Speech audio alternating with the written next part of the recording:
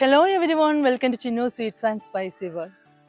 2006 മുതൽ 2011 വരെ അച്യുതാനന്ദൻ മന്ത്രിസഭയിലെ കൃഷിമന്ത്രി, CPI സംസ്ഥാന എക്സിക്യൂട്ടീവ് അംഗം, എളിമ കൊണ്ട് അതിലേറെ പ്രബുദ്ധമായ സാമൂഹ്യ ബോധം കൊണ്ട് പരിചയപ്പെടുന്നവരുടെ മനസ്സ് കീഴടക്കുന്ന മഹത് വ്യക്തിത്വം, മികവുറ്റ വാഗ്മി, ചിന്തകൻ, അതിലേറെ പ്രഗത്ഭനായ എഴുത്തുകാരൻ എന്നീ നിലകളിൽ പ്രശസ്തനായ വ്യക്തി മറ്റാരുമല്ല, ശ്രീ മുല്ലക്കര രത്നാകരൻ സാറാണ് ഇന്ന് നമ്മോടൊപ്പം ഉള്ളത്.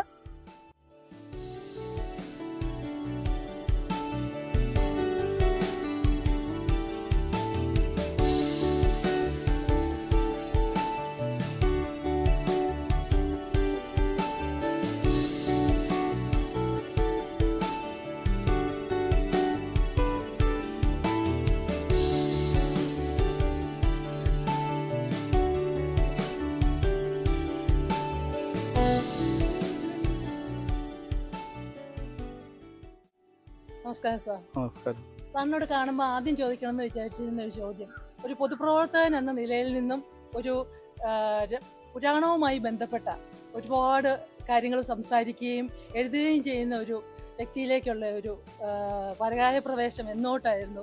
എങ്ങനെയാണത് സംഭവിച്ചത്? അതിനെക്കുറിച്ചൊന്ന് പറയാമോ?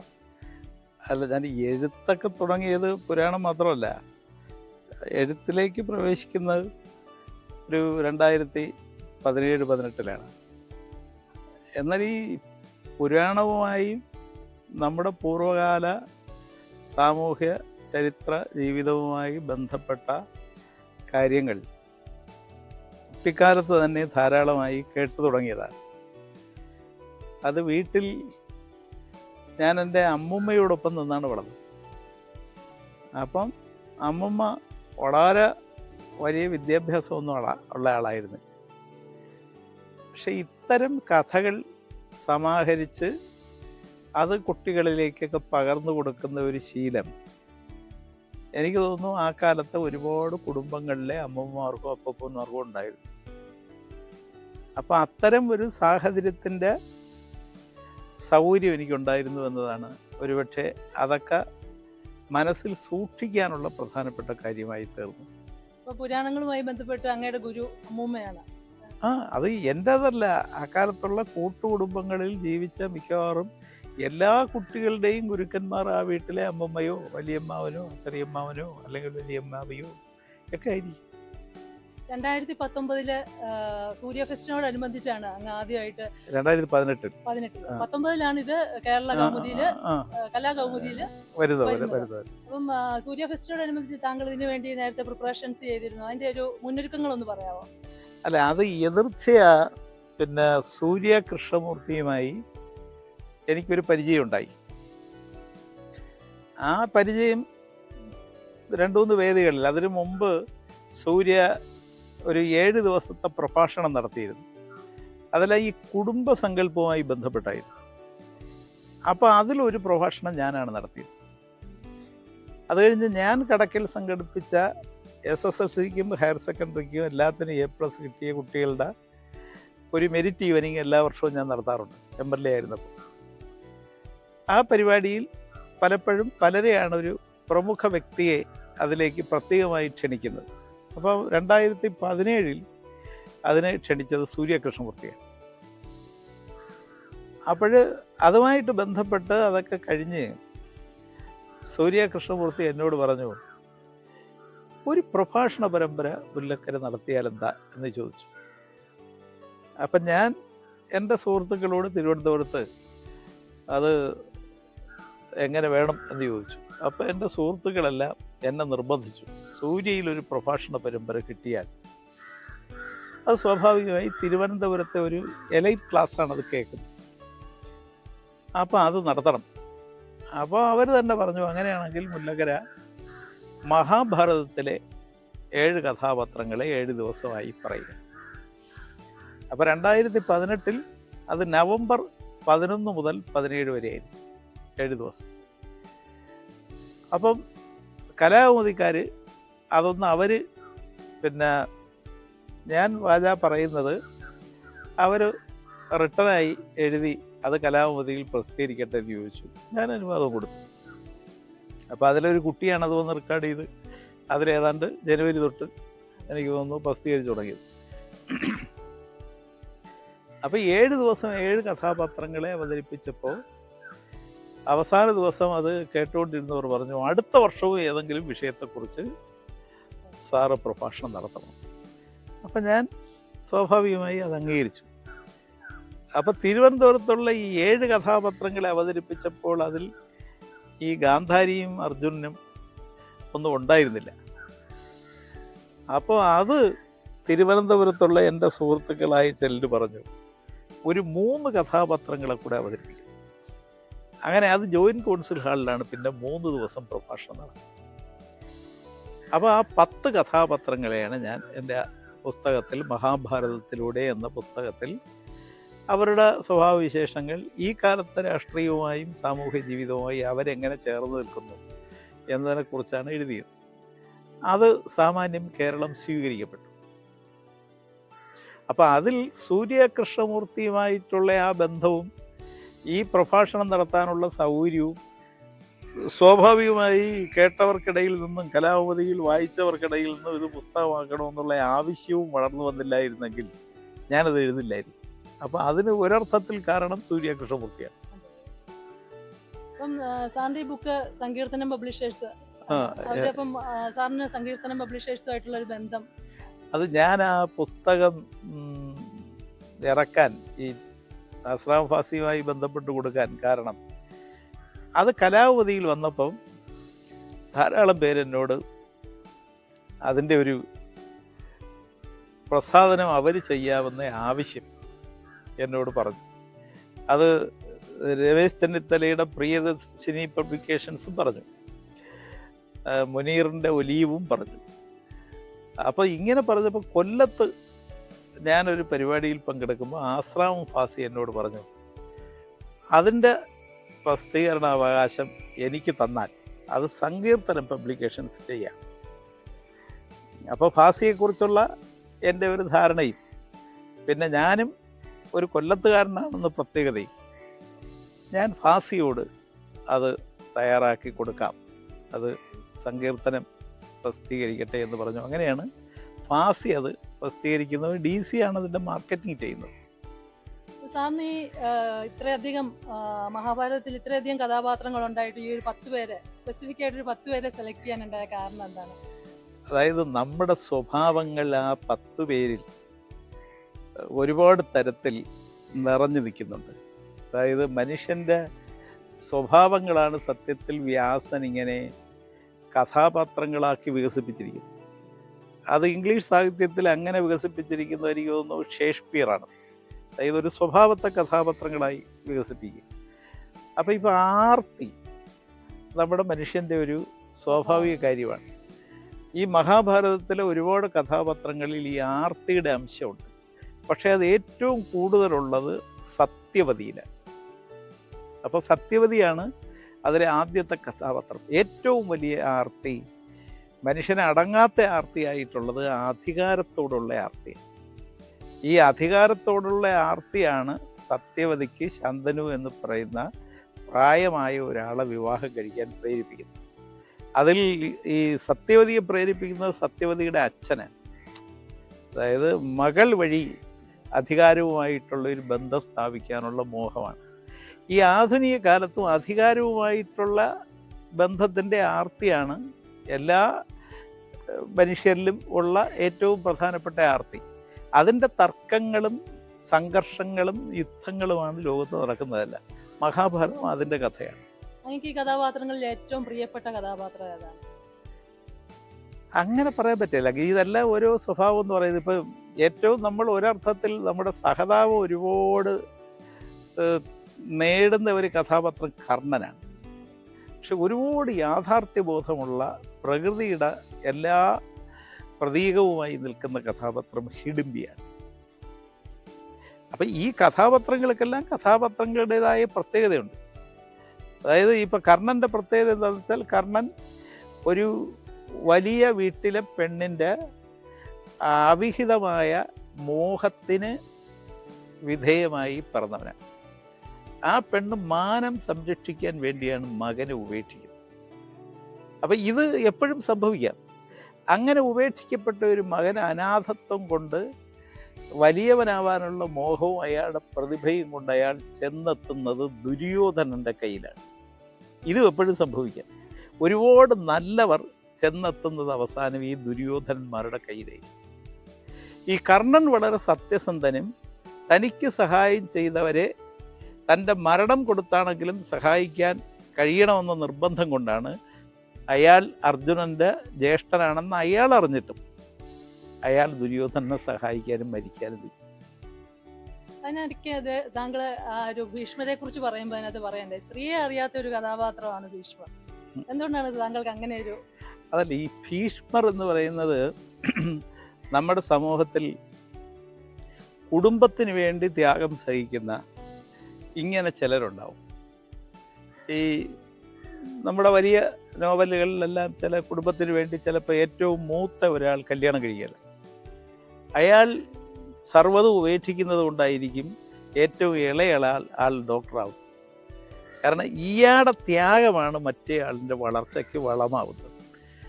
അങ്ങനെ ചിലരുണ്ട്. പക്ഷേ ഈ ഭീഷ്മരുടെ സഹായമെല്ലാം അവസാനം ചെന്ന് ചേരുന്നത് എങ്ങനെയെന്ന് വെച്ചാൽ ഇതെല്ലാം ഉപേക്ഷിക്കുന്നത് അധികാരവുമായി ബന്ധപ്പെട്ടാണ്.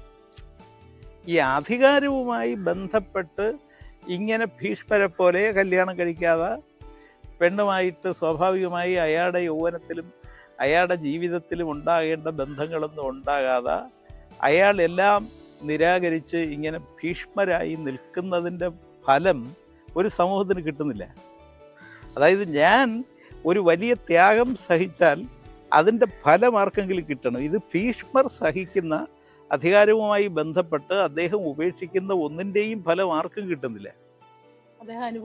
അദ്ദേഹം അത് അനുഭവിക്കുന്നതുകൊണ്ട്, ആ യുദ്ധം വരുന്നുകൊണ്ട്, എല്ലാം നശിക്കുന്നുണ്ട്, അദ്ദേഹത്തിന് ഇതെല്ലാം കാണേണ്ടിയും വരുന്നുണ്ട്. പക്ഷേ അദ്ദേഹത്തിൻ്റെ ഉള്ളിൽ അദ്ദേഹത്തിൻ്റെ പക്ഷമല്ല ജയിക്കണമെന്ന് അദ്ദേഹം ആഗ്രഹിക്കുന്നു.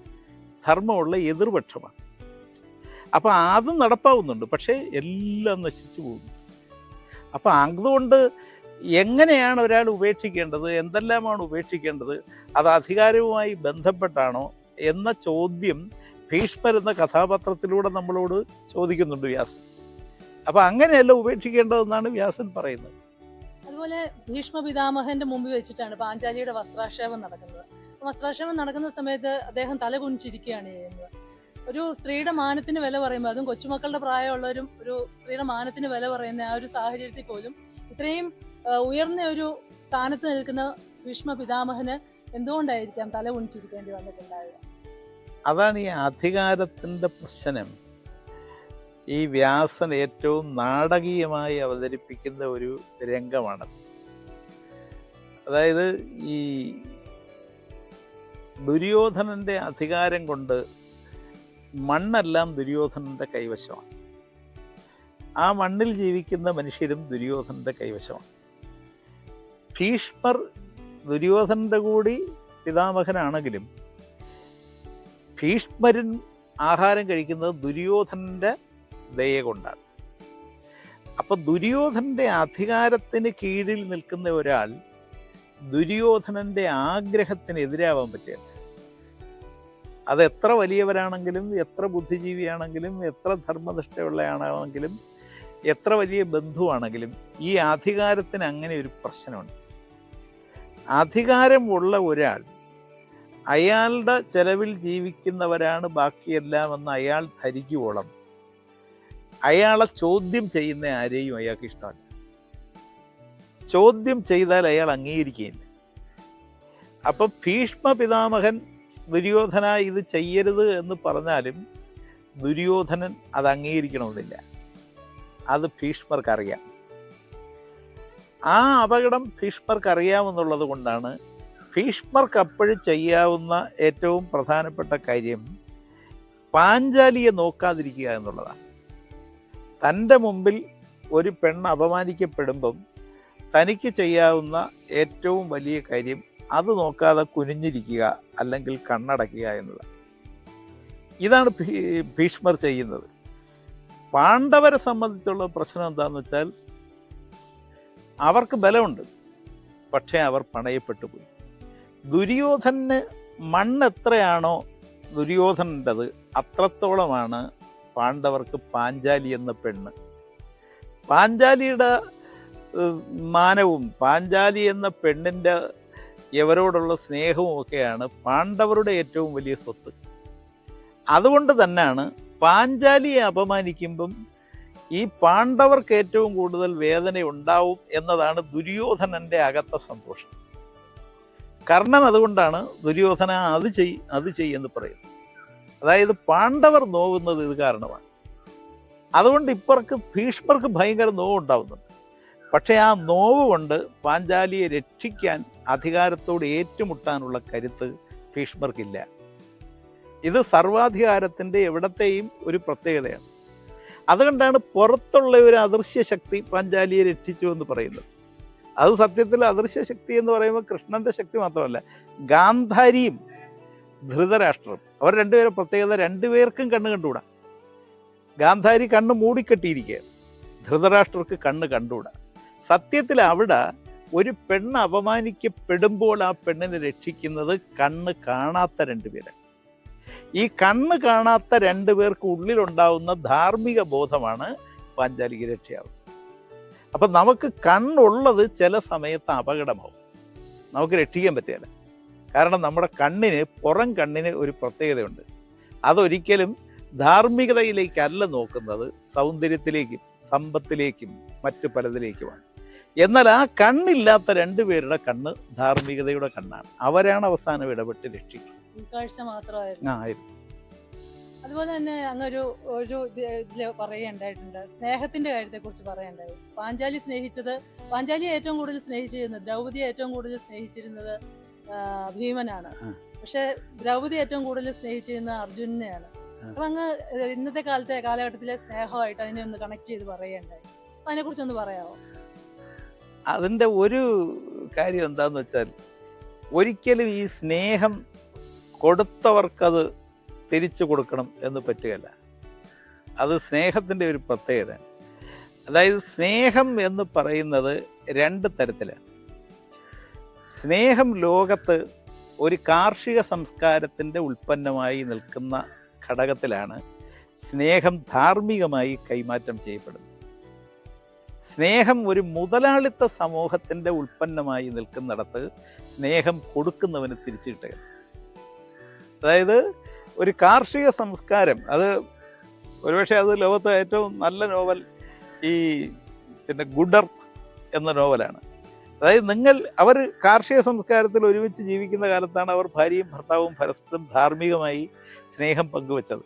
അവർ പണക്കാരായ കാലത്ത് തൻ്റെ ചെറുപ്പകാലത്ത് തന്നെ സ്നേഹിച്ച ആ ഭാര്യയെ അയാൾ വിട്ട് വേറെ ഉള്ള വലിയ റിസോർട്ടുകളിലെയും മുതലാളിത്ത നഗരങ്ങളിലെയും സ്ത്രീകളെ തേടി അയാൾ പോവുകയാണ്. ഇതെവിടെയും സംഭവിക്കുന്നത്.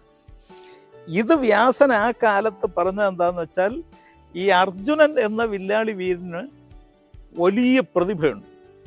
അപ്പോൾ അയാളെ സ്നേഹിക്കാൻ ഒരുപാട് സ്ത്രീകളുണ്ട്. അപ്പോൾ അതിൽ അയാളെ ഏറ്റവും കൂടുതൽ സ്നേഹിക്കുന്നത് പാഞ്ചാലിയാണ്. പക്ഷെ അയാൾ സ്നേഹിക്കുന്നത് അയാളുടെ കൃഷ്ണ സഹോദരിയായ ഭാര്യ സുഭദ്രയെ പോലെയല്ല. അയാളെ ഏറ്റവും കൂടുതൽ സ്നേഹിക്കുന്നത് കൃഷ്ണനെയാണ്.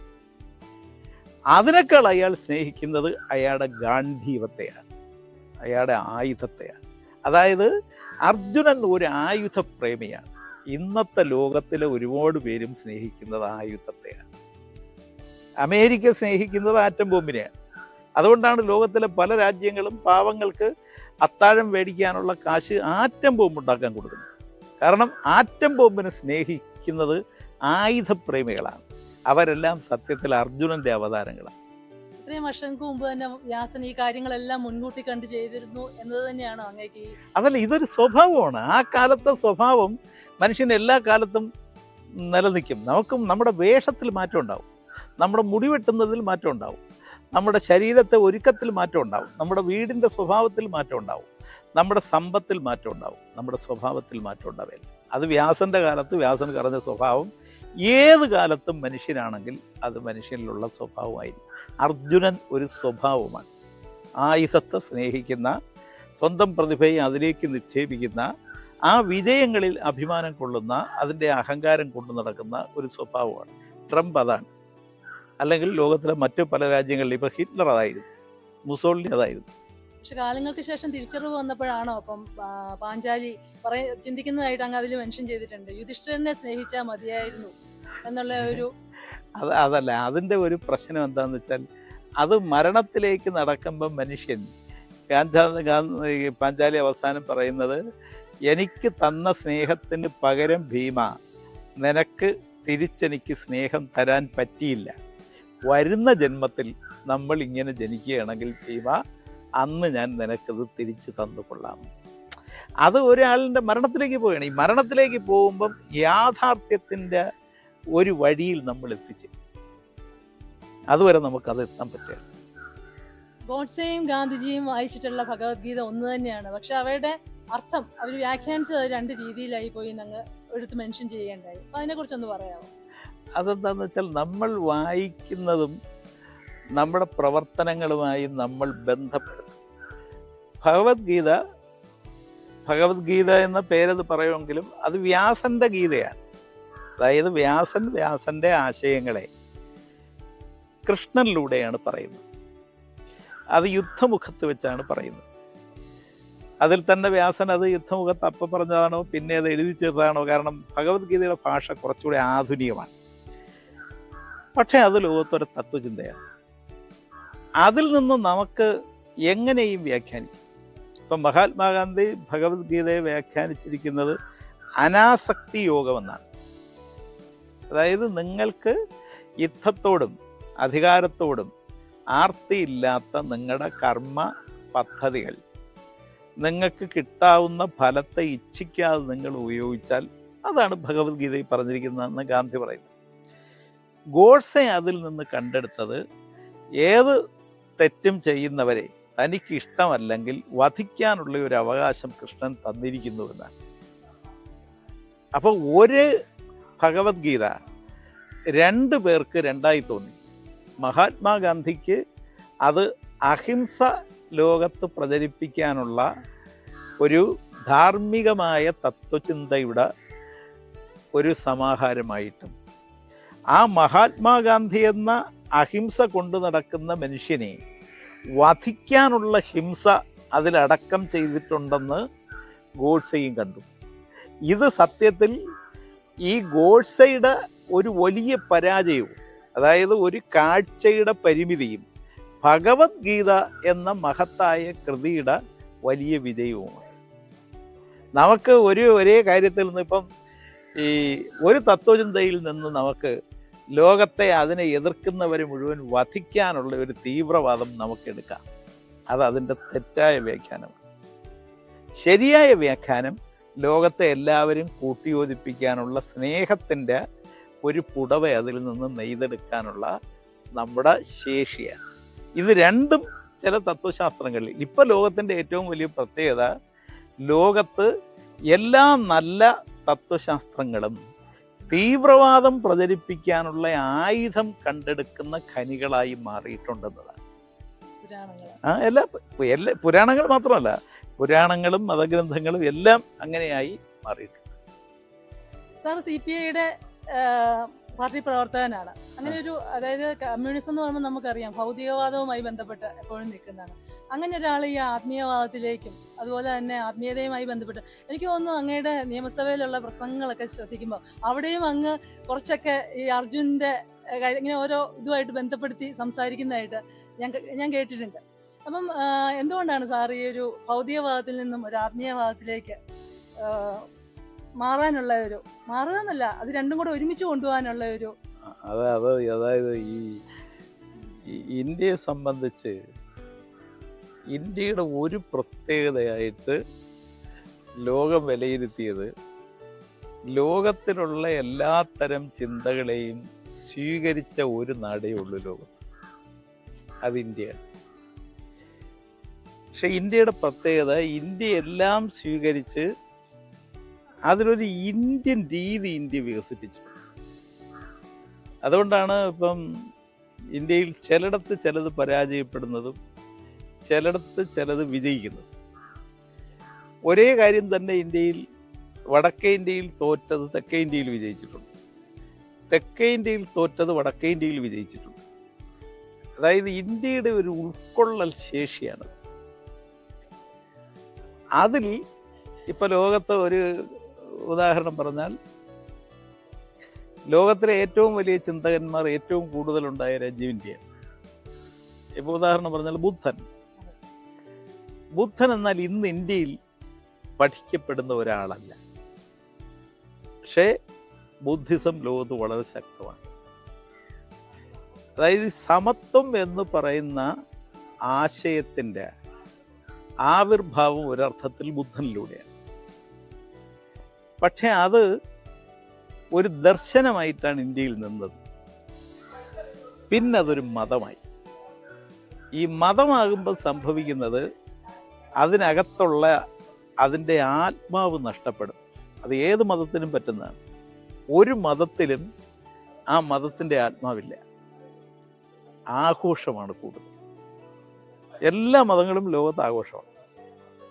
ഒരു മത നേതാവിനെ വിളിച്ച് നിങ്ങൾ ആ മതത്തിൻ്റെ ആത്മാവ് ചോദിക്കുക, പറയാൻ പ്രയാസം. എന്നാൽ ആഘോഷത്തിൽ ഒരു പ്രസംഗം നിങ്ങൾ ചോദിക്കുക, പുള്ളി കൃത്യമായി അതിൻ്റെ നേതാവിനെയും അദ്ദേഹം പറഞ്ഞതുമൊക്കെ പറയും. അതതിൻ്റെ ആത്മാവല്ല. അതായത് ഇന്ത്യയിൽ സംഭവിച്ച ഒരു പ്രധാനപ്പെട്ട കാര്യം എന്താണെന്ന് വെച്ചാൽ, ലോകത്ത് ഒരു കാലത്ത് അതിൻ്റെ ആത്മാവ് നഷ്ടപ്പെട്ട ആശയങ്ങൾക്ക് ആത്മാവ് കൊടുത്തത് ഇന്ത്യയാണ്. ഇന്ത്യയിലെ പൂർവ്വകാലത്ത് ഒരുപാട് നേതാക്കന്മാർ അത് പറഞ്ഞിട്ടുണ്ട്. അത് ഇന്ത്യയുടെ ഒരു കെൽപ്പായിരുന്നു. അതായത് പരിക്ക് പറ്റിയ ക്രിസ്ത്യാനിയും പരിക്ക് പറ്റിയ മുസ്ലിമും പരിക്ക് പറ്റാതെ ചികിത്സ തേടിയത് ഇവിടെയാണ്. ലോകത്തൊറ്റ രാജ്യത്തേ ഉള്ളൂ അത് ഇന്ത്യയിലാണ്. അതുകൊണ്ടാണ് ചിലർ പറയുന്നത് ഇന്ത്യ ഒരേ സമയം ലോകത്തിൻ്റെ ഗുരുവും ശിഷ്യനുമാണ്. അതായത് ലോകത്ത് നിന്ന് ഏത് അറിവ് ഇന്ത്യയിൽ കൊണ്ടുവന്നപ്പോഴും ഇന്ത്യ അത് സ്വീകരിച്ചിട്ടുണ്ട്. ലോകം അറിവ് ചോദിച്ച് ഇവിടെ വന്നപ്പോൾ മൊത്തമായി ഇന്ത്യ കൊടുത്തതാണ് ബുദ്ധനെ, മൊത്തമായി ഇന്ത്യ കൊടുത്തതാണ് ജൈനനെ. എന്നാൽ ലോകത്ത് നിരാകരിക്കപ്പെട്ട പാഴ്സി മതം, സ്വരാഷ്ട്രീയ മതം ഇവിടെ സ്വീകരിക്കപ്പെട്ടു. ലോകത്ത് ആ കാലത്ത് നിരാകരിക്കപ്പെട്ട ജൂതമതം ഇവിടെ സ്വീകരിക്കപ്പെട്ടു. ലോകത്ത് ആട്ടി ഓടിക്കപ്പെട്ട ഇസ്ലാം മതം ഇവിടെ സ്വീകരിക്കപ്പെട്ടു. ലോകത്ത് പരിക്ക് പറ്റി കോൺസ്റ്റന്റൈൻ രാജാവ്, അതുവരെ ക്രിസ്ത്യാനികളാണ് ലോകത്ത് ഏറ്റവും കൂടുതൽ, കമ്മ്യൂണിസ്റ്റുകാർ കഴിഞ്ഞാൽ ഏറ്റവും കൂടുതൽ ആളുകൾ രക്തസാക്ഷികളായിട്ടുള്ളത് ക്രിസ്ത്യാനികളാണ്, അതിവിടെ സ്വീകരിക്കപ്പെട്ടു. അപ്പം ഈ രാജ്യത്തിനൊരു പ്രത്യേകത ഉണ്ടായിരുന്നു, എല്ലാത്തിനെയും സ്വീകരിച്ച് സ്വന്തം മക്കളാക്കി. അപ്പം അങ്ങനെ സ്വീകരിക്കപ്പെട്ട ഒരു രാജ്യത്ത് ലോകത്തിലെ എല്ലാ ചിന്തകളും സ്വീകരിക്കപ്പെട്ടു. മാർക്സിസം ഇവിടെ സ്വീകരിക്കപ്പെട്ടു. എന്തുകൊണ്ട് മാർക്സിസം കേരളത്തിന് പുറത്ത് പരാജയപ്പെട്ടു, കേരളത്തിൽ ഇപ്പോഴും നിൽക്കുന്നു? അതിൻ്റെ കാരണം അന്വേഷിച്ച് ചെല്ലുമ്പോഴാണ് ശ്രീനാരായണ ഗുരുവിനോട് കടപ്പെടേണ്ടി വരും, അയ്യങ്കാളിയോട് കടപ്പെടേണ്ടി വരും, ചട്ടമ്പി സ്വാമികളോട് കടപ്പെടേണ്ടി വരും, കേരളത്തിൽ വന്ന് ഇവിടെ പഠിപ്പിച്ച മിഷണറിമാരോട് കടപ്പെടേണ്ടി വരും. അതായത് ഒരു സ്ഥലത്ത് സ്വീകരിച്ച് വേറൊരു സ്ഥലത്ത് നിരാകരിച്ചാൽ എന്തെങ്കിലും കാരണം കാണും. അപ്പൊ ഇവിടെ കേരളത്തിൽ മാർക്സിസം സ്വീകരിക്കപ്പെട്ടത് മാർക്സിന്റെ മൂലധനം വായിച്ചല്ല ഇവിടെ ആരും കമ്മ്യൂണിസ്റ്റ് ആയത്. ഇവിടെ ചുറ്റുപാടുകളിൽ നിലനിന്ന അസമത്വത്തിൽ അന്തർലീനമായ ഒരു വർഗ സമരത്തിന്റെ സ്വഭാവം കാണിച്ചു തന്നത് ശ്രീനാരായണ ഗുരുവാണ്. അപ്പൊ അതിൽ ഇവിടെ വന്ന കമ്മ്യൂണിസ്റ്റുകാർ രാഷ്ട്രീയമായി ഒരു സ്വഭാവം കൈവരിക്കേണ്ടതുണ്ടായിരുന്നു. അതിവിടെ അങ്ങനെയാണ് കൈവരിച്ചത്. അതുകൊണ്ടാണ് ഇപ്പോഴും ഇവിടെ വിജയകരമായത് ബാക്കിയായിരുന്നു. അപ്പം ഇതൊരു ഇന്ത്യൻ പ്രത്യേകതയാണ്. ഉൾക്കൊള്ളുക എന്നതാണ് ഇന്ത്യയുടെ ആശയം. നിരാകരിക്കുക എന്നത് ലോകത്തിലെ മറ്റൊരുപാട് രാജ്യങ്ങളുടെ ആശയമാണ്. ഇന്ത്യയുടെ ആശയം ഉൾക്കൊള്ളുക എന്നത്. സാറിനോട് ചോദിക്കണം എന്ന് തോന്നിയൊരു ഇതാണ്, സാറിനെ കുറിച്ച് ഉള്ള കുറച്ച് കാര്യങ്ങൾ ഇങ്ങനെ സെർച്ച് ചെയ്ത് നോക്കിയ സമയത്ത് വളരെ ചോരത്തിളപ്പോടുകൂടി വളരെ ഇതോട് നിന്നിരുന്ന ഒരു രാഷ്ട്രീയ നേതാവ്. പക്ഷെ ഞാനൊക്കെ എൻ്റെ ചെറുപ്പം മുതലേ കാണുമ്പോൾ വളരെ ശാന്തനായിട്ട് സൗമ്യനായിട്ട് സംസാരിക്കുന്ന ഒരു നേതാവായിട്ടാണ്. അപ്പം സാറിന് ഈ ഒരു പഴയ ബുക്കുകൾ, ഇതുപോലെയുള്ള പുരാണങ്ങളും അല്ലെങ്കിൽ എന്തിൻ്റെയൊക്കെ സ്വാധീനം കൊണ്ടാണ്, അതോ ഇങ്ങനെ കൂടുതൽ ചിന്തിക്കാൻ തുടങ്ങിയ കാലം അങ്ങനെയാണോ സാർ ഈ ഒരു സൗമ്യനായിട്ടുള്ള? അതല്ല, അതിൽ ഈ രാധിജ പറയേണ്ട എന്താന്ന് വെച്ചാൽ, അല്ലെങ്കിൽ രാധിജ അറിയേണ്ട എന്താന്ന് വെച്ചാൽ, എല്ലാ ആത്മീയതയിലും ഭൗതികതയുണ്ട്, എല്ലാ ഭൗതികതയിലും ആത്മീയതയുണ്ട്. ഇതിനെ വേർതിരിക്കാൻ നടത്തുന്ന ശ്രമം ആര് നടത്തിയാലും അത് തെറ്റാണ്. ഒരു ഉദാഹരണം പറഞ്ഞാൽ, നമ്മൾ ഹോട്ടലിൽ നിന്ന് വില കൊടുത്ത് ഭക്ഷണം കഴിക്കുന്നു, അതൊരു ഭൗതിക ഭക്ഷണമാണ്. അതായത് നമ്മൾ കൊടുക്കുന്ന 50 രൂപയ്ക്ക് നമുക്ക് ഭക്ഷണം കിട്ടും. നമ്മൾ ഒരു പൈസയും കൊടുക്കാതെ വീട്ടിൽ നിന്ന് നമ്മളെ കാത്തിരുന്ന് നമ്മുടെ അമ്മ നമുക്ക് ഭക്ഷണം തരുന്നു. ആ ഭക്ഷണം ആത്മീയ ഭക്ഷണം കൂടിയാണ്. കാരണം അതിൽ സ്നേഹമാണ് കൂടുതൽ. ചിലപ്പോൾ നമ്മളോട് അല്പം കൂടെ കഴിക്കൂ എന്ന് അമ്മ പറയും. അതുകൊണ്ടാണ് ആ ആഹാരത്തിൽ കുറവുണ്ടെങ്കിലും അത് ശരീരം സ്വീകരിക്കും. കാരണം അത് അമ്മയുടെ സ്നേഹം കൂടി ചേർന്നതാണ്. അതൊരു ആത്മീയ ഭക്ഷണം കൂടിയാണ്. അപ്പോൾ ഭക്ഷണം തന്നെ ഒരേ സമയം ഭൗതികവും അതേ സമയം ആത്മീയവും. ഇത് മനുഷ്യ ജീവിതത്തിൽ എല്ലായിടത്തും ഉണ്ട്. മനുഷ്യ ജീവിതത്തിൽ നമ്മുടെ മനസ്സിനെ കൂടി തൃപ്തിപ്പെടുത്തണം എന്നത് ഈ മഹാത്മാഗാന്ധിയുടെ ഒരു സന്ദേശമാണ്. അതായത് നിങ്ങൾക്ക് ഒരേ സമയം നിങ്ങൾക്ക് വലിയ ഭക്ഷണം കിട്ടുമ്പോൾ നിങ്ങളുടെ വയറ് മാത്രം നിറഞ്ഞു പോവുകയും നാക്ക് അതിനോട് വളരെ മനോഹരമായി പ്രതികരിക്കുകയും നിങ്ങളുടെ മനസ്സ് പ്രതികരിക്കാതിരിക്കുകയും ചെയ്യും. പക്ഷേ നിങ്ങൾക്ക് ചില സമയം നിങ്ങൾക്ക് ഇഷ്ടപ്പെട്ട ഒരാൾ ഇഷ്ടത്തോടെ വിളമ്പിത്തരുന്ന ഒരു ഭക്ഷണം കഴിക്കുമ്പോൾ നിങ്ങളുടെ വയറ് നിറയാതിരുന്നാലും മനസ്സ് നിറയും. അത് ആത്മീയ ഭക്ഷണം, മറ്റത് ഭൗതിക ഭക്ഷണം. ഇത് ഭാര്യയും ഭർത്താവും തമ്മിലുള്ള സ്നേഹവും അമ്മയും മകളും തമ്മിലുള്ള സ്നേഹത്തിലും അച്ഛനും മകളും തമ്മിലുള്ള സ്നേഹത്തിലും മകനും തമ്മിലുള്ള ബന്ധത്തിലുമെല്ലാം ഈ ഭൗതികതയും ആത്മീയതയും നിലനിൽക്കും. ഇന്ത്യയുടെ കാർഷിക ജീവിതം ഉണ്ടായിരുന്ന കാലത്ത് കാർഷിക ജീവിതത്തിൽ ഭൗതികതയേക്കാൾ കൂടുതൽ നിലനിന്നത് ആത്മീയതയാണ്. ഈ അച്ഛൻ വീട്ടിൽ വന്നു കയറുമ്പം ഇരിക്കുന്ന മകൻ എണീക്കുന്നത് ഭൗതികത കൊണ്ടല്ല, അവൻ്റെ ആത്മീയത കൊണ്ടാണ്. അപ്പം ഇത് രണ്ടും ചേർന്നതാണ്. അത് മഹാത്മാഗാന്ധിയുടെ രീതിയാണ് ശരി. ഈ രണ്ടും ചേർന്നതാണ് ഇന്ത്യൻ ജീവിതം. ഇന്ത്യൻ ജീവിതം ഒരിക്കലും ഭൗതികത മാത്രമായിരുന്നില്ല, ആത്മീയതയും മാത്രമായിരുന്നില്ല. ഇനി ആത്മീയതയിൽ നിന്ന് ഭൗതികതയിലേക്ക് മാത്രം ഇന്നത്തെ ജനറേഷൻ പോകുന്നു. ഇല്ല ഇല്ല ഇല്ല അല്ല, അത് ഒരു ഒരു ഒരു വലിയ തെറ്റാണെന്ന്. അതായത് ഒരു കാർഷിക സാംസ്കാരിക ജീവിതത്തിന് ഇത് രണ്ടും ചേർന്നേ പോകാൻ പറ്റൂ. അത് നമ്മൾ വേണ്ട എന്ന് വയ്ക്കാം നമുക്ക്. അതുകൊണ്ടാണ് ചിലപ്പോൾ മഹാത്മാഗാന്ധി പറയുന്ന ഒരു സംഭവമുണ്ട്. അദ്ദേഹം ഈ യുക്തിവാദത്തിനെതിരായിരുന്നു. ജവഹർലാൽ നെഹ്റു ഭയങ്കര യുക്തിവാദിയായിരുന്നു. അമ്പലത്തിൽ പോകാത്ത ആളായിരുന്നു, പള്ളിയിലും പോകാത്ത ആളായിരുന്നു, പലതരത്തിൽ അതിനെ നിരാകരിച്ച ആളായിരുന്നു. ഗാന്ധി അതിനെതിരായിരുന്നു. ഗാന്ധിയുടെ ആത്മകഥയിൽ ഗാന്ധി പറയുന്നു, ഗാന്ധി ഒരിക്കൽ ലണ്ടൻ നഗരത്തിലെ ഒരു റെയിൽവേ സ്റ്റേഷനിൽ ഇരിക്കുമ്പോൾ അന്ന് ആനി ബസന്റ് ഉൾപ്പെടെ യുക്തിവാദികളാണ്. അപ്പോൾ യുക്തിവാദികളായ ആളുകൾ, യുക്തിവാദികൾക്ക് തങ്ങൾക്കെല്ലാം അറിയാം എന്നതുകൊണ്ട് അവർക്കൊരു അഹങ്കാരമുണ്ട്. അതായത് തങ്ങൾക്കെല്ലാം അറിയാം, തങ്ങൾക്കപ്പുറം ഒന്നുമില്ല. അപ്പോൾ അവിടെ അവർ യുക്തിവാദികൾ ഒരു പള്ളിയിൽ അച്ഛനങ്ങനെ വന്നിരുന്നാൽ, റെയിൽവേ സ്റ്റേഷനിൽ ഇരുന്നാൽ ഇവർ പോയി ദൈവമുണ്ടോ ഉണ്ടെങ്കിൽ തെളിയിക്കാമോ എന്ന് ചോദിക്കും. അപ്പോൾ ഈ അച്ഛൻ സ്വാഭാവികമായി എവരോട് മത്സരിക്കാനുള്ള കെൽപ്പ് കുറവ് കൊണ്ടും അവിടെ എന്തിന് തോറ്റുപോകുന്നു എന്നുള്ളത് പുള്ളി എണീച്ചങ്ങ് പോകും. അപ്പോൾ മഹാത്മാഗാന്ധി പറഞ്ഞത്, ഞാൻ ആ അച്ഛൻ്റെ പക്ഷത്ത് ചേരാൻ ഒറ്റ കാരണമേ ഉള്ളൂ, ആ അച്ഛൻ വിനയത്തോടു കൂടിയാണ് നടന്നു പോകുന്നത്. ഈ യുക്തിവാദി തല ഉയർത്തിപ്പിടിച്ച് അഹങ്കാരത്തോടു കൂടിയാണ് നടന്നു പോകുന്നത്. നമുക്കാരെങ്കിലും മുമ്പിൽ തല കുനിക്കണം എന്ന് തോന്നിയാൽ നമ്മുടെ നന്മയുണരും. അത് അമ്മയുടെ മുമ്പിലാവാം, ഒരു അമ്പലത്തിൻ്റെ മുമ്പിലാവാം, പള്ളിയുടെ മുമ്പിലാവാം. അതായത് നമുക്ക് മുകളിൽ എന്തോ ഉണ്ട് എന്ന് കരുതുന്നത് നമുക്ക് വിനയം വരാൻ സഹായിക്കും. ഞാൻ ദൈവവിശ്വാസിയായത് എനിക്ക് വിനയം ഉണ്ടാവാനാണ്. എന്നെക്കാൾ മുകളിലൊരാളുണ്ട് എന്നത് എനിക്ക് വിനയം ഉണ്ടാവും. യുക്തിവാദികൾ ചെയ്ത ഏറ്റവും വലിയ തെറ്റ് അവർക്ക് മുകളിൽ ആളില്ല എന്നവർ ധരിച്ചു. അങ്ങനെ ധരിക്കരുത്. വിനയം നഷ്ടപ്പെടുന്ന മനുഷ്യന് സത്യത്തിൽ അവൻ്റെ മാനവികതയാണ് നഷ്ടപ്പെടുന്നത്. അതുകൊണ്ടാണ് ഞാൻ അടുത്ത ദൈവവിശ്വാസി. അതൊരു വളരെ ശരിയാണ്. അങ്ങ് 2006 മുതൽ 2011 വരെ അച്യുതാനന്ദ മന്ത്രിസഭയിലെ കൃഷിമന്ത്രിയായിരുന്നു. അപ്പോൾ ആ കാർഷിക അന്നത്തെ ഒരു എക്സ്പീരിയൻസ്, അന്ന് ചെയ്ത പ്രവർത്തനങ്ങൾ ഇന്നും തുടരുന്നുണ്ട്. അതിനെക്കുറിച്ചൊന്ന് പറയാമോ? പ്രവർത്തനം തുടരുക എന്ന് പറഞ്ഞാൽ ഒരു എക്സിക്യൂട്ടീവ് പവറുള്ള അധികാരത്തിലിരിക്കുമ്പോൾ നമുക്ക് ചെയ്യാൻ കഴിയുന്ന കാര്യങ്ങളുണ്ട്. അപ്പം എനിക്ക് അന്നും ഇന്നും ഉള്ള ഒരു അഭിപ്രായം എന്താണെന്ന് വെച്ചാൽ, ആ സമയത്ത് ഞാൻ കൃഷി വകുപ്പ് മന്ത്രിയായപ്പം എൻ്റെ വീട്ടിൽ കൃഷി ഉണ്ടായിരുന്നു, ഞാനും കൃഷി ചെയ്തിട്ടുണ്ട് എന്നതൊഴിച്ചാൽ എനിക്ക് കൃഷി ശാസ്ത്രവുമായി ബന്ധപ്പെട്ട ഒരു അറിവും ഉണ്ടായിരുന്നില്ല. പക്ഷേ ഞാൻ സ്വാഭാവികമായി അതിനു മുമ്പ് ഞാൻ ഏതെങ്കിലും ഒരു പാൽ സൊസൈറ്റി മെമ്പർ പോലും ആയിരുന്നില്ല. ഒരു ജനപ്രതിനിധി ആദ്യമാവുന്നത് ഈ മന്ത്രിയായി, അത് കഴിഞ്ഞ് 6 ദിവസം കഴിഞ്ഞാണ് MLA ആയി സത്യപ്രതിജ്ഞ. അപ്പം അങ്ങനെ ആകുമ്പോൾ എനിക്ക് സ്വാഭാവികമായി എന്തെങ്കിലും ചെയ്യണമെങ്കിൽ ഒരുപാട് പഠിക്കണമെന്ന് തോന്നി. അപ്പം ഈ സാധാരണ കർഷകരുമായിട്ട് ഞാൻ സംസാരിച്ചു. കൃഷി വകുപ്പിലെ APC ആയിട്ടിരുന്ന ആളുകളുമായിട്ട് അവരെല്ലാം സ്വാഭാവികമായിട്ടും മന്ത്രി എന്ന നിലയിൽ വന്ന് കണ്ടു. ചിലരെ വിളിച്ചു വരുത്തി. ഇപ്പം കൃഷി ഡയറക്ടറായിരുന്ന ഹേലി സാറ് മിക്കവാറും ആഴ്ചയിലൊരിക്കൽ എന്നെ വന്ന് കാണുകയോ ആ സാറിനെ വിളിച്ച് സംസാരിക്കുകയൊക്കെ ചെയ്യുമായിരുന്നു. അപ്പോൾ എനിക്ക് തോന്നി ഇതൊരു വലിയ ശാസ്ത്രമാണ്.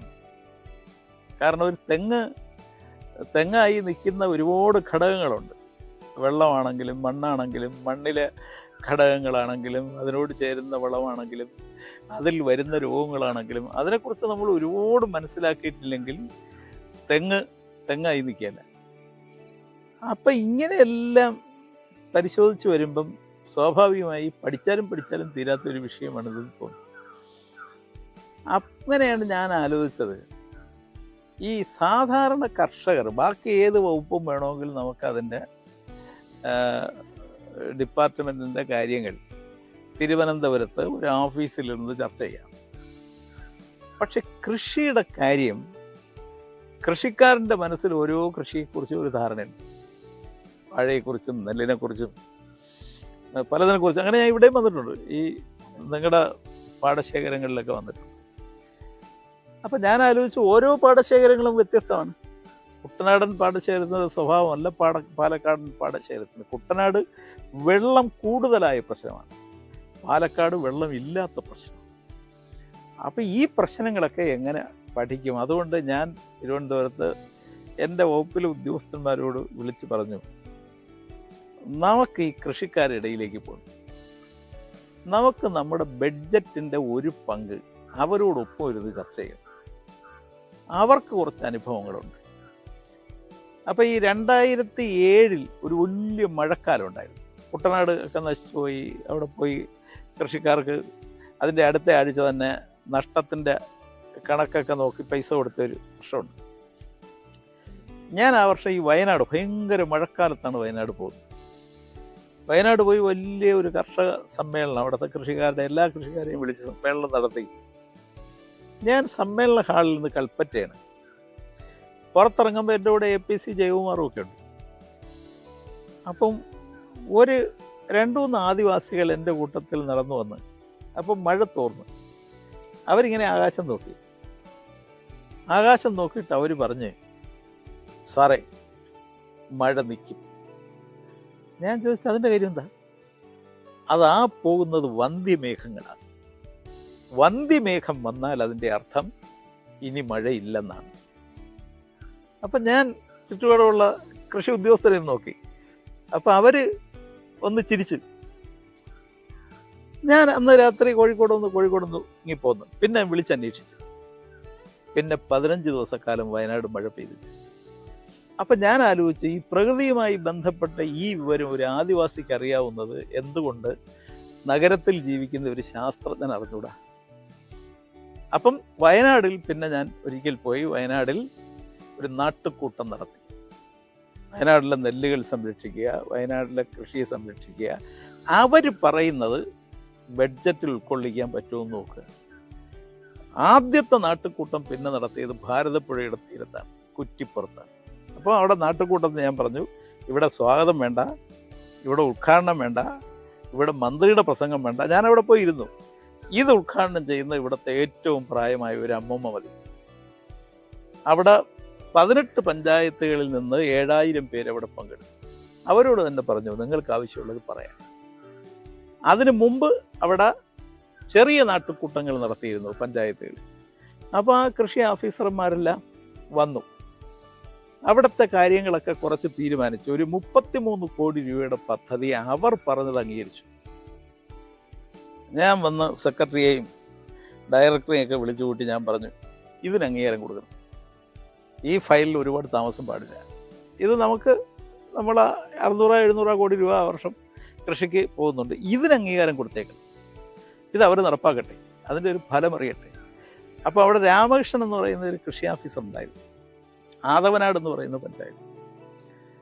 അപ്പം രാമകൃഷ്ണൻ 2 വർഷം കഴിഞ്ഞപ്പം റിട്ടയർ ചെയ്യുന്നു 2010.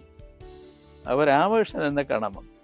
അത് പറഞ്ഞു, സാറേ എനിക്ക് വിഷമമുണ്ടെന്ന്. ഞാൻ പറഞ്ഞത് അത് ഒരു 3 വർഷം മുമ്പ് വരെ എനിക്ക് എങ്ങനെയെങ്കിലും ഇത് തീർത്തിട്ട് പോയാൽ മതിയായിരുന്നു എന്നാണ് എൻ്റെ ആഗ്രഹം. ഇപ്പോഴെന്ത് പറ്റിയത്? ഇപ്പോഴും പറ്റിയത് ഞാൻ അതിലെ നടന്നു പോകുമ്പം അവിടുത്തെ ഉമ്മമാരെല്ലാം എന്നെ വിളിക്കുക.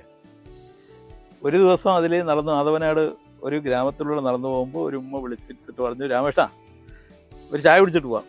അപ്പം അടുത്ത വീട്ടിലെ ഉമ്മമാരൊക്കെ കൂടെ വന്ന് ചോദിച്ചു, ഇതാരാന്ന്? അപ്പോൾ ആ ഉമ്മ പറഞ്ഞു, ഇത് നമ്മുടെ ഒച്ചനാണ്. രാമകൃഷ്ണൻ അവിടുത്തെ കൃഷിക്കാരുടെ എല്ലാം ഒരു ജേതാവൊന്നും ആയില്ല, പക്ഷെ അയാൾ അവരുടെ വഴികാട്ടിയായി. അയാൾ പറഞ്ഞു, സാറേ ഇത്രത്തോളം സ്നേഹം കിട്ടുമ്പം എൻ്റെ മനസ്സിൽ എൻ്റെ പ്രായം റിട്ടയർമെൻറ്റിലേക്ക് കടന്നതിൽ എനിക്ക് സങ്കടമുണ്ട്. ഒരു 2 വർഷം കൂടെ ഇരിക്കാൻ കഴിഞ്ഞിരുന്നെങ്കിലെന്ന് ഞാൻ ആഗ്രഹിക്കുന്നു. ഇത് ഒരു കൃഷിയുടെ പാഠമാണ്. അതായത് നമ്മളെ കൃഷിക്കാരൻ ഭയങ്കരമായി സ്നേഹിച്ച് തുടങ്ങണം. സ്നേഹിച്ച് തുടങ്ങണമെങ്കിൽ അവനുമായി നമ്മൾ യോജിച്ച് ചേരണം.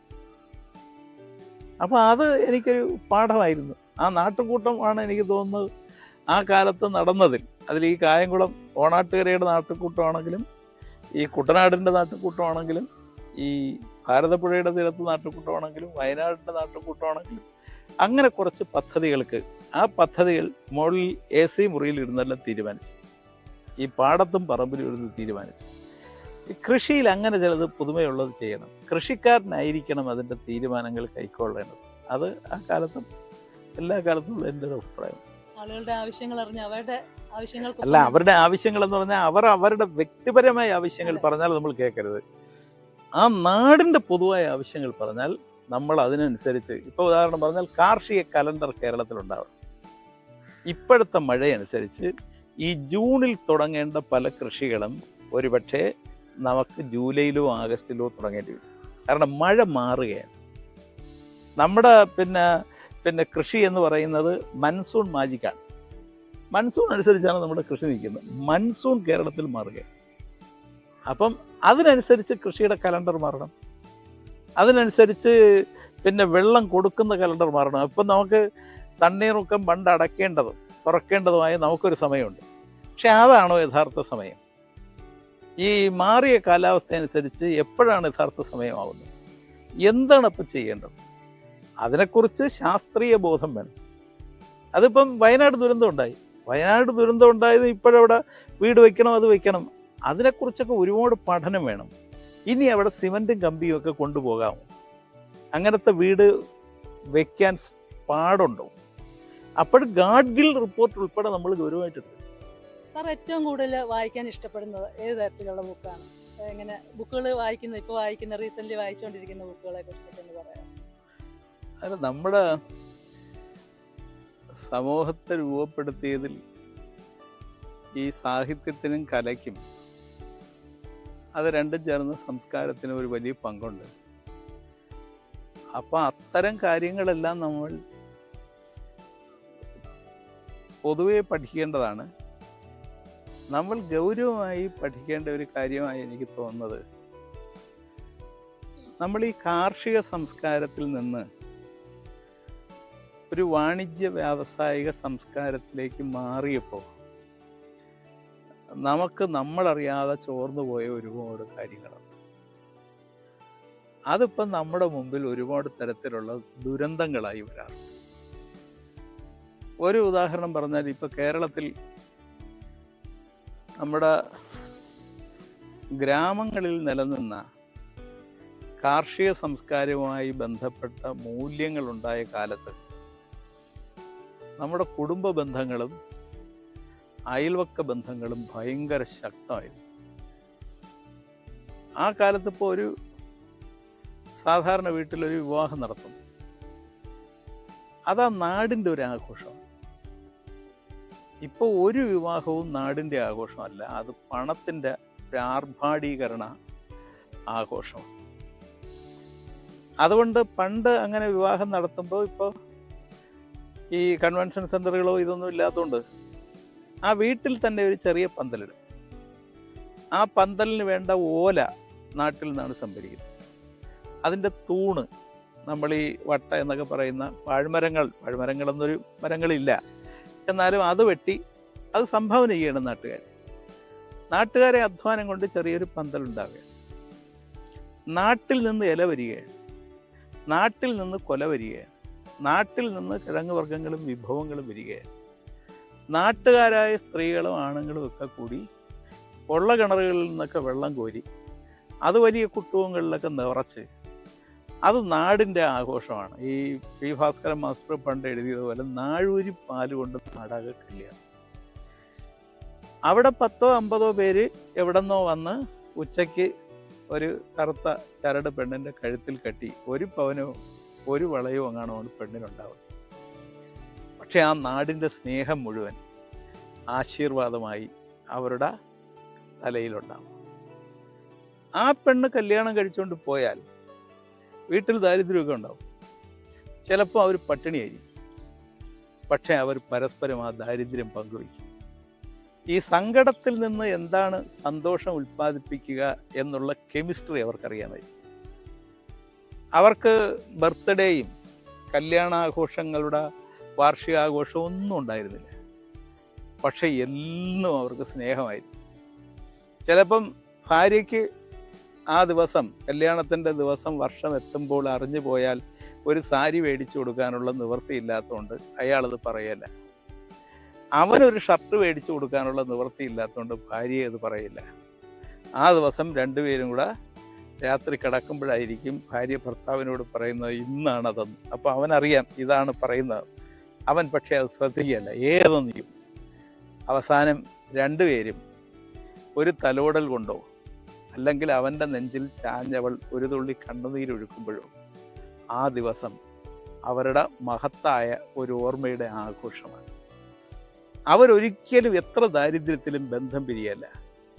അവർ കൊച്ചുങ്ങളെ വളർത്തുന്നത് ഒരു മാതൃകാപരമായ പുണ്യപ്രവൃത്തിയായിട്ടാണ് കരുതുന്നത്. അത് നാട്ടിൽ നിന്ന് ചോർന്നുപോയി.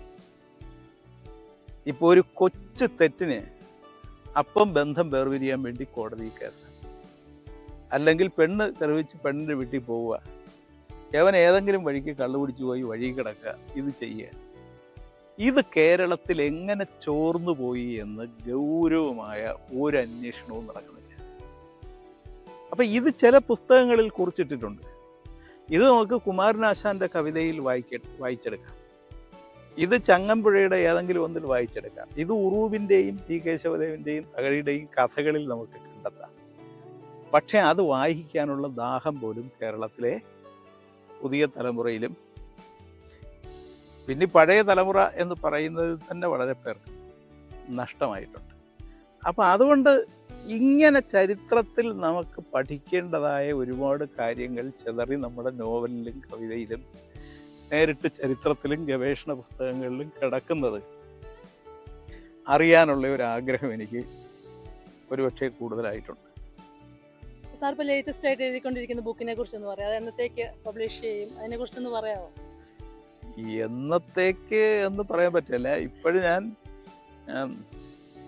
എഴുതിക്കൊണ്ടിരിക്കുന്ന പുസ്തകം ഗുരുവിനെ കുറിച്ചുള്ളതാണ്, ശ്രീനാരായണ ഗുരുവിനെ കുറിച്ചുള്ളതാണ്. എന്ന് വെച്ചാൽ ഗുരുവിനെ കുറിച്ച് ഗുരുവിൻ്റെ ജീവചരിത്രമൊന്നുമല്ല. ഗുരുവിനെ നിരൂപണ ബുദ്ധിയ നോക്കിക്കാണുന്ന രണ്ടുപേര്, അവരുടെ ഒരു തർക്കവും. ഒരാൾ ഗുരുവിനെ അന്ധമായി വിശ്വസിക്കുന്നു, മറ്റേയാൾ അതല്ല, ഗുരുവിനും ഒരുപാട് തരത്തിലൊരു തുടർച്ചയില്ലാതെ പോയിട്ടുണ്ട് എന്ന വിമർശനപരമായ ഒരു കാഴ്ചപ്പാടോടുകൂടി അവതരിപ്പിക്കുന്ന ഒരു പുസ്തകമാണ്. ആ പുസ്തകത്തിൻ്റെ ആവശ്യമായ അതിൻ്റെ രേഖകളെല്ലാം ഒക്കെ ശേഖരിച്ചിട്ടുണ്ട്. കാരണം ഗുരുവിനെക്കുറിച്ച് ഒരുപാട് പുസ്തകങ്ങൾ, എനിക്ക് തോന്നുന്നു മലയാളത്തിൽ ഈ ഇന്ത്യയിൽ ഗാന്ധിയെക്കുറിച്ചുണ്ടായ അതുപോലെ പുസ്തകങ്ങൾ ഗുരുവിനെക്കുറിച്ചുണ്ടായിരുന്നു. അപ്പോൾ അതുകൊണ്ട് അതിൽ നിന്ന് ചെറിയ വ്യത്യാസം, ഗുരുവിൻ്റെ ജീവിതത്തെ അങ്ങനെ നോക്കിക്കാണേണ്ട ഒരു ആവശ്യകത ഇന്നത്തെ ദർശനം എന്ന നിലയിൽ ഗുരുവിൻ്റെ ദർശനത്തെയൊക്കെ കേരളീയ സമൂഹം മറന്നുപോയിട്ടുണ്ട്. അപ്പം കേരളത്തിലെ ഒരു മതേതരത്വ ജനാധിപത്യ സമൂഹത്തിൻ്റെ നിലനിൽപ്പിനെ ഗുരുവിനെ ശരിയായി മനസ്സിലാക്കുക ആവശ്യമാണ്. അത് കുറച്ച് വിമർശനപരമായി തന്നെ മനസ്സിലാക്കുന്നതാണ് ആവശ്യം. അങ്ങനെ നമുക്ക് നമ്മുടെ തെറ്റുകളെ തിരുത്താൻ പറ്റും. അപ്പം അതുകൊണ്ട് അതാണിപ്പം എഴുതിക്കൊണ്ടിരിക്കുന്ന പുസ്തകം. സാറിന്റെ കുടുംബത്തെ കുറിച്ചൊന്ന് പറയാമോ? എൻ്റെ കുടുംബം, എൻ്റെ അച്ഛനും അമ്മയും സഹോദരങ്ങൾ 5 പേരായിരുന്നു. അതിൽ 3 പേര് മരിച്ചുപോയി. ഇപ്പം ഇളയ ആളാണ് ഉള്ളത്. ഇളയാള് സഹോദരിയാണ്. സഹോദരി ഈ കുമ്മൽ പഞ്ചായത്ത് വൈസ് പ്രസിഡന്റ്, കഴിഞ്ഞ 15 വർഷമായി ഇവിടുത്തെ മെമ്പറാണ്. മറ്റുള്ളവരുടെ മക്കളൊക്കെ ഉണ്ട്. അവർ പലതരത്തിൽ പലയിടത്ത് ജീവിക്കുന്നു. പിന്നെ എൻ്റെ വൈഫാണ്. അവരുടെ വീട് വാളകത്തിനടുത്ത് അമ്പലക്കര എന്ന് പറയും. ടീച്ചറായിരുന്നു, ഹയർ സെക്കൻഡറി പ്രിൻസിപ്പളായി റിട്ടയർ ചെയ്തു. അപ്പോൾ ഇപ്പോൾ വീട്ടിലുണ്ട്. ഞങ്ങൾക്കായി മക്കളില്ല, പക്ഷേ ഞങ്ങളുടെ കൂടെ നിന്ന് കൊച്ചുങ്ങൾ വളരുന്നുണ്ട്. അപ്പോൾ അതുകൊണ്ട് അതിൻ്റെ അങ്ങനെ ഒരു വിഷമം ഇല്ല. പിന്നെ മറ്റ് വലിയ പ്രശ്നങ്ങളില്ല. ഞാൻ നേരത്തെ പറഞ്ഞ പോലെ ഈ പുള്ളിക്ക് ഒരു ജീവനക്കാരി എന്ന നിലയിൽ പെൻഷനുണ്ട്, എനിക്ക് MLA എന്ന നിലയിൽ പെൻഷനുണ്ട്. അപ്പം ജീവിതത്തിൽ അധിക ബുദ്ധിമുട്ടില്ല. ചില രോഗപ്രശ്നങ്ങളൊക്കെ ഉണ്ട്. പിന്നെ അധികം സമ്പാദിക്കണമെന്ന മോഹമൊന്നും ഇല്ലാത്തതുകൊണ്ട് ഞങ്ങൾക്ക് 2 പേർക്കും കുറച്ച് ഭൂമിയൊക്കെ ഉണ്ടായിരുന്നു. പക്ഷെ ഇപ്പം ഞങ്ങൾക്ക് 2 പേർക്കും കൂടി 28 സെൻറ്റേ ഉള്ളൂ. പിന്നെ ഒരു 12 പവനും കൈവശമുണ്ട്. പിന്നെ ഒരു വീടുണ്ട്. പിന്നെ ഒരു കാറുണ്ട്. അതിനൊരു 8 ലക്ഷം രൂപ ലോണുണ്ട്. ആ കാറാണ് ഇപ്പം ഞാൻ വന്നത്. അപ്പം അതുകൊണ്ട് സാമാന്യേന ചിന്തിക്കുന്നതിന് മറ്റ് പ്രയാസങ്ങളില്ല. അതായത് എനിക്കിത് സംരക്ഷിക്കണം, അദ്ദേഹത്തിന് അത് സംരക്ഷിക്കണം, അത്തരമൊന്നും ഇല്ലാത്തതുകൊണ്ട് ശ്രീനാരായണ ഗുരുവിനെ കുറിച്ചാണെങ്കിലും മഹാത്മാഗാന്ധിയെക്കുറിച്ചാണെങ്കിലും സമൂഹത്തെക്കുറിച്ചാണെങ്കിലും സ്വതന്ത്രമായി ചിന്തിക്കാനുള്ള ഒരു സൗകര്യം നിലനിർത്തിയിട്ടുണ്ട്. ആത്മീയവാദവും ഭൗതികവാദവും എല്ലാം ഒരുമിച്ച് പോകുന്ന ഒരു വ്യക്തി എന്നുള്ള നിലയിൽ, അല്ലെങ്കിൽ പുരാണങ്ങളെ ആധുനിക ജീവിതവുമായിട്ട് ബന്ധപ്പെടുത്തി ഏറ്റവും കൂടുതൽ ചിന്തിക്കുകയും അത് ബുക്കുകളായും, ഞങ്ങൾക്കൊക്കെ അറിയാവുന്ന ഒരു കാര്യമുണ്ട്, മികവുറ്റ ഒരു വാഗ്മിയാണ്. പ്രസംഗങ്ങളിലൂടെയൊക്കെ അങ്ങ് ഇതിനെക്കുറിച്ചൊക്കെ ഒരുപാട് കാര്യങ്ങൾ പറയുന്നുണ്ട്. അപ്പം അങ്ങക്ക് സൊസൈറ്റിക്ക്, ഇന്നത്തെ ജനതയ്ക്ക് ഒക്കെ കൊടുക്കാനുള്ള ഒരു സന്ദേശം? അതായത് 2 കാര്യമാണ്. നമുക്ക് ലോകത്തിലുള്ള എല്ലാത്തിനെയും സ്വീകരിക്കാൻ പറ്റും. കാരണം നമ്മളെ ലോകം സ്വീകരിച്ചവരാണ്. ഇന്ത്യക്കാരെ, വിശിഷ്യ മലയാളികളെ ലോകം സ്വീകരിച്ചിട്ടുണ്ട്. അതിൻ്റെ പ്രധാനപ്പെട്ട കാര്യം നമ്മുടെ മതേതരത്വ ബോധമാണ്, നമ്മുടെ ജനാധിപത്യ ബോധമാണ്. നമ്മൾ ഉൾക്കൊണ്ട എല്ലാ സംസ്കാരത്തെയും സ്വീകരിക്കാനുള്ള മനോഭാവമാണ്. അതുകൊണ്ട് ഇപ്പം സോവിയറ്റ് യൂണിയൻകാരും അമേരിക്കക്കാരും പശ്ചിമ യൂറോപ്പുകാരും കിഴക്കൻ യൂറോപ്പുകാരും ആഫ്രിക്കക്കാരും ഗൾഫുകാരും എല്ലാം ഒരുപോലെ സ്വീകരിച്ച ഒരു ജനതയാണ് നമ്മൾ. പക്ഷെ നമുക്ക് ഇന്ന് ചില പ്രതിസന്ധികളുണ്ട്. ഇന്നത്തെ ഒരു പ്രതിസന്ധി എന്താണെന്ന് വെച്ചാൽ, ഈ ലോകത്തേക്ക് നമ്മുടെ കുട്ടികൾ പോവുകയാണ്. അതായത് നമ്മളിവിടുത്തെ ഇപ്പം ഹയർ സെക്കൻഡറി പാസ്സായ കുട്ടികൾ തന്നെ ഇവിടെ പഠിക്കേണ്ട, ലോകത്ത് പോയി പഠിക്കാൻ തീരുമാനിച്ചിരിക്കുക. അപ്പം അതിന് ഇവിടെ എന്തെങ്കിലും കാരണമുണ്ടെന്ന് അന്വേഷിക്കണം. ഒരു ഉദാഹരണം പറഞ്ഞാൽ, ഇപ്പോൾ കേരളത്തിൽ ആർട്ടിഫിഷ്യൽ ഇൻ്റലിജൻസ് പഠിപ്പിക്കണമെന്ന് തീരുമാനിച്ചു. പക്ഷെ പഠിപ്പിക്കാൻ അറിയാവുന്ന എത്ര അധ്യാപകരുണ്ട്? അതുമായി ബന്ധപ്പെട്ട എത്ര വ്യവസായമുണ്ട്? ഇതില്ലെങ്കിൽ നമ്മുടെ കുട്ടികൾ പുറത്തു പോകുമ്പോഴുള്ള ഒരു വിഷയം അതിഭയാനകമാണ്. ഈ പുറത്തുള്ള നല്ല കോളേജുകളിലൊന്നും അല്ല നമ്മുടെ കുട്ടികൾക്ക് അഡ്മിഷൻ കിട്ടും. അവിടെ ഓക്സ്ഫോർഡിലെയോ കേംബ്രിഡ്ജിലെയോ ഹാർവാർഡിലെയോ കോളേജുകളിലൊന്നും നമ്മുടെ കുട്ടികൾക്ക് അഡ്മിഷൻ കിട്ടത്തില്ല. ഇവിടെ നിന്ന് പല ഏജൻസികളും കൊണ്ടുപോയി ഇവിടത്തേക്കാൾ മോശപ്പെട്ട കോളേജിലാണ് അവിടെ കുട്ടികൾക്ക് അഡ്മിഷൻ കിട്ടുന്നത്. അവിടെ പഠിച്ചിറങ്ങുന്ന കുട്ടികളെ അവിടെ സ്വീകരിക്കപ്പെടുകയില്ല. അപ്പോൾ അവർ ഏത് ചെറിയ പണിയും ചെയ്യേണ്ടി വരും. കാരണം 20-25 ലക്ഷം രൂപ വീട്ടുപരയിടം പണയം വെച്ചാണ് അവൻ പോകുന്നത്. അവനത് ചെയ്തേ പറ്റൂ. ഇവിടത്തെ പോലെ പണി ചെയ്യാതിരിക്കാൻ പറ്റുകയില്ല. അപ്പോൾ ഏത് പണിയും ചെയ്യും. കുറഞ്ഞ കൂലിക്ക് പണി ചെയ്യും. ഒരർത്ഥത്തിൽ ഒരു അവകാശമില്ലാത്ത, സ്വാതന്ത്ര്യമില്ലാത്ത ഒരു ജീവിതം നയിക്കും. ഇതിന് പരിഹാരം കാണും. ഇതിന് പരിഹാരം കാണാനുള്ള ഉത്തരവാദിത്വം എല്ലാ രാഷ്ട്രീയ പ്രസ്ഥാനങ്ങൾക്കും, എല്ലാ മതസംഘടനകൾക്കും, എല്ലാ ബുദ്ധിജീവികൾക്കും കൂടെ ഉള്ളതാണ്. അപ്പോൾ പഠിപ്പിക്കാൻ അറിയാവുന്ന അധ്യാപകർ വേണം. അത് ലോകോത്തര നിലവാരത്തിലായിരിക്കണം. പഠിച്ചിറങ്ങുന്ന കുട്ടികൾക്ക് ഇവിടെ ജോലി വേണം. ആ ജോലി ഇനി ലോകത്ത് ആള് പോയി ജോലി ചെയ്യുക എന്ന് പറയുന്നത് ശരിയല്ല. അതിൻ്റെ സാധ്യതയും കുറവാണ്. ഇവിടുന്ന് ജോലി ചെയ്ത് നമ്മൾ ഉൽപ്പന്നങ്ങൾ അയച്ചാൽ മതി. സത്യത്തിൽ അത് ജപ്പാനെയും ജർമ്മനിയെയും ഒക്കെ നമ്മൾ കണ്ടുപിടിക്കണം. ജപ്പാൻ ഒരാളെയും വിദേശത്തേക്ക് ജോലിക്ക് അയക്കുന്നു. പക്ഷേ ജപ്പാൻ്റെ ഉൽപ്പന്നങ്ങൾ ലോകത്തെല്ലാ രാജ്യങ്ങളുമുണ്ട്. നമ്മൾ നേരെ തിരിച്ചാണ്. നമ്മുടെ ഉൽപ്പന്നങ്ങൾ ലോകത്ത് ഒരു രാജ്യത്തുമില്ല, നമ്മളെ ആളുകൾ ലോകത്തെല്ലായിടും.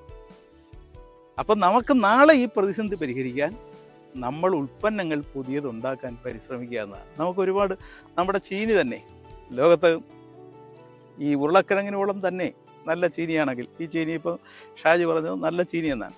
അപ്പോൾ ഇതിലെ ഉൽപ്പന്നങ്ങൾ ഉണ്ടാക്കിയാൽ ലോകത്ത് ഉരുളക്കിഴങ്ങ് കൊണ്ട്, ഇപ്പം ജർമ്മനി ലെയ്സൊക്കെ ഉണ്ടാക്കി ലോകത്ത് കമ്പോളം പിടിച്ചു, നമുക്കും കമ്പോളം പിടിക്കും. പക്ഷേ അതിന് ഗവേഷണം വേണം. അതായത് ഇവിടെ അപാരമായ സാധ്യതയുണ്ട്. പക്ഷേ നമ്മുടെ തലച്ചോറ് ലോകത്തേക്ക് ഒഴിവരുത്. നമ്മുടെ കലാലയങ്ങളിൽ കുറച്ച് അക്രമങ്ങളൊക്കെ കൂടുതലാണ്, അതും അവസാനിക്കണം. കലാലയങ്ങൾ അക്രമത്തിനുള്ളതൊന്നുമല്ല, കലാലയങ്ങൾ അടിപിടി കൂടാനുള്ളതല്ല. കലാലയങ്ങൾ മനുഷ്യൻ്റെ ബൗദ്ധികമായ ശേഷിയുടെ വിനിമയത്തിനും സംവാദത്തിനും അതിൻ്റെ വിജയങ്ങൾക്കും ആ വിജയിക്കുന്നവനെ അംഗീകരിക്കാനുള്ള മനോഭാവത്തിനും ഉള്ളതാണ്. അപ്പോൾ അത് എനിക്ക് ചെറുപ്പക്കാർക്ക് കൊടുക്കാനുള്ള സന്ദേശം എന്താണെന്ന് വെച്ചാൽ, നിങ്ങളുടെ വീട്ടിലെ ചുറ്റുപാടുമുള്ള പ്രതിസന്ധികൾ എന്താണെന്ന് മനസ്സിലാക്കുക.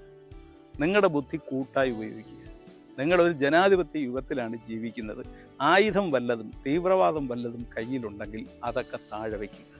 സമാധാനത്തിൻ്റെ, ജനാധിപത്യത്തിൻ്റെ, മതേതരത്വത്തിൻ്റെ മാർഗത്തിലൂടെ ലോകത്തിന് വഴി കാണിച്ച ഈ രാജ്യത്തിലെ പോയ കാലത്ത് തെറ്റ് ചെയ്തവരെല്ലാം ഒഴിവാക്കണം. ഈ രാഷ്ട്രീയം എന്ന് പറയുന്നത് ഇന്നലത്തെ നന്മകളാണ് നാളത്തെ നന്മകളിലേക്ക് ബന്ധിപ്പിക്കുന്ന ഇന്നിൻ്റെ കലയാണ്. ആ കല കേരളത്തിൽ ചെയ്ത കുറച്ച് പേര് നമുക്കുണ്ട്, അവരാണ് നമ്മുടെ മാതൃകകൾ. അതിനെതിരായി നിന്ന കുറച്ച് പേരും നമുക്കുണ്ട്, അവർ നമ്മൾ നിരാകരിക്കേണ്ടവരാണ്. അതുകൊണ്ട് രാഷ്ട്രീയം ഇന്നലത്തെയും നാളത്തെയും തമ്മിൽ ബന്ധിപ്പിക്കുന്ന ഇന്നിൻ്റെ കലയെന്ന നിലയിൽ ആ കലയിലെ ലോകം അംഗീകരിക്കുന്ന, വീട് അംഗീകരിക്കുന്ന, നാട് അംഗീകരിക്കുന്ന മനുഷ്യരാകുക. ഇന്നത്തെ തലമുറ കുറച്ചൊക്കെ കൃഷിയിലേക്ക് വരാനായിട്ടുള്ള ഒരു താല്പര്യം കാണിക്കുന്നുണ്ട്. അപ്പോൾ സാറിന് അവർക്ക് കൊടുക്കാനുള്ള ഒരു സന്ദേശമോ അല്ലെങ്കിൽ സാറിന് അവരോട് പറയാനുള്ള ഒരു അഭിപ്രായമോ ഒക്കെ ഒന്ന് പങ്കുവയ്ക്കാം. അതായത് നമ്മുടെ രാജ്യം ഒരു കാർഷിക സംസ്കാരം നിലനിൽക്കോളം കാലമേ നമ്മുടെ രാജ്യം നിലനിൽക്കും. അത് ഗാന്ധിയുടെ ഒരു കൺസെപ്റ്റാണ്. അത് ശരിയാണ്. കാരണം നമ്മുടെ മൂല്യങ്ങളെല്ലാം കാർഷിക മേഖലയിൽ നിന്ന് രൂപപ്പെട്ടതാണ്. ലോകത്തിലെ എല്ലാ നല്ല മൂല്യങ്ങളും കാർഷിക മേഖലയിൽ നിന്ന് രൂപപ്പെട്ടത് കൊണ്ടാണ് ഇതിനെ അഗ്രികൾച്ചർ എന്ന് വിളിക്കുന്നത്. അതായത് ഈ ജലവും മണ്ണും തമ്മിൽ ചേർന്ന് സൂര്യൻ്റെ ചൂടും കൂടെ ഏറ്റുവാങ്ങി പ്രകൃതിയുടെ സഹായത്തോടെ വളർത്തിയെടുക്കുന്ന ഭൂമിയുടെ മക്കളാണ്, യഥാർത്ഥ മക്കളാണ് ചെടികളെന്ന് പറയുന്നത്. ബാക്കി നമ്മൾ ഉൾപ്പെടെ എല്ലാം കുറച്ച് അവിഹിത സന്താനങ്ങളാണ്. ഭൂമിയുടെ നേർ സന്താനങ്ങൾ ചെടികളാണ്. അതാണ് എല്ലാ ആഹാരവും തരുന്നത്. ചെടികൾ വളർത്തിയെടുത്താണ് ഭൂമി എല്ലാവർക്കും ആഹാരം കൊടുക്കുന്നത്. മനുഷ്യന് മാത്രമല്ല, പാമ്പിനും പക്ഷിക്കും മത്സ്യത്തിനും മറ്റെല്ലാത്തിനും ആഹാരം കൊടുക്കുന്നത് ഭൂമി ചെയ്യുന്ന കൃഷിയിൽ നിന്നാണ്. ഭൂമി യഥാർത്ഥത്തിൽ കൃഷി ചെയ്യുന്നത് കാട്ടിലും കടലിലുമാണ്.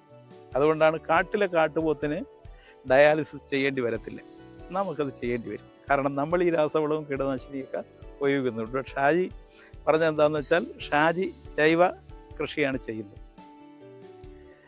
അത് പ്രകൃതിയുടെ കൃഷിയാണ്. ഇപ്പം ഇതുമൊക്കെ പ്രകൃതിയുടെ കൃഷിയാണ്. പ്രകൃതിയുടെ ഏറ്റവും നല്ല പ്രകൃതി സംഭാവന ചെയ്തത് മനുഷ്യനാണ്.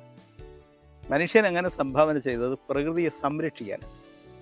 നിനക്ക് ഇങ്ങനെ ഞാൻ കുറച്ച് ബുദ്ധി അധികം തരുന്നു, നിനക്കൊരു നല്ല തല തരുന്നു. എന്തിനാന്ന് വെച്ചാൽ നീ അത് ഉപയോഗിച്ച് പ്രകൃതിയെ സംരക്ഷിക്കണം. പക്ഷെ മനുഷ്യൻ പ്രകൃതി വിരുദ്ധനാണ്.